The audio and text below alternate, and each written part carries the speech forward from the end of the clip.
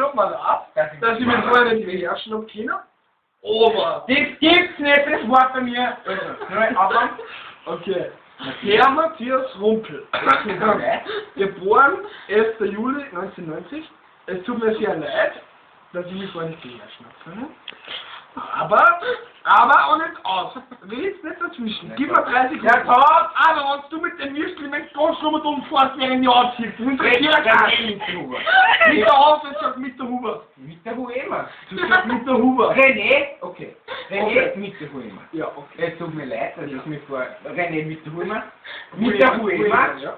Geboren am 30.11.1990. 30.11. Ich bin kein Novemberkind, ich bin zwar der Geburtstag. 30.07. Okay. René mit der Huema. Es tut mir leid, dass ich mich. Da war René mit der Huema. Geboren am 30.07.1990. Es tut mir leid, dass ich mich vorher nicht benommen haben können. Ja, weil du mir das Weil ich dir das dabei rundherum geschoben habe. Genau. Und jetzt wollte ich mich noch einmal entschuldigen Ja. und gebe dir hiermit die Beste. Ja, so. So geht es. So ist sag ich das. das. Ja, ich mach nur Friedenszeit. Weil du, was sagst du noch? Ja. Matthias Rumpel, es tut mir sehr leid, geboren 1. Juli 1990, es tut mir sehr leid, dass ich mich vorher nicht benommen habe. Welches Monat und 11.07.1990. Nochmal von vorne. 11. Juli. Nochmal von vorne.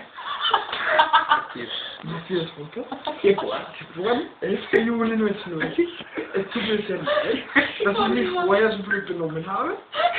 Ich wollte nicht so zickig sein. Rauchen Sie mit mir die Friedenspfeife? Ja, bitte ziehen Sie jetzt an, ich werde es auch nicht in Ihren Mund herumschieben. Nicht lachen. Ja, ja. So ist es brav. Lassen Sie mir bitte den Rauch ins Gesicht. Sie stinken sehr nach Knoblauch. Eine. Ja. Gib her. Jetzt haben wir wieder Feiern. Ja. Lass mir. Lass. Eigentlich 6 wieder gut. Ja, Bitte, ich habe eine 6-monatige Unternehmensjahre da. Und ja, weil wir Männer sind, wir schimpfen und wir wissen, dass wir gut sind und wir machen das. Ja, genau. Ja, ja, so machen wir das. So machen wir das.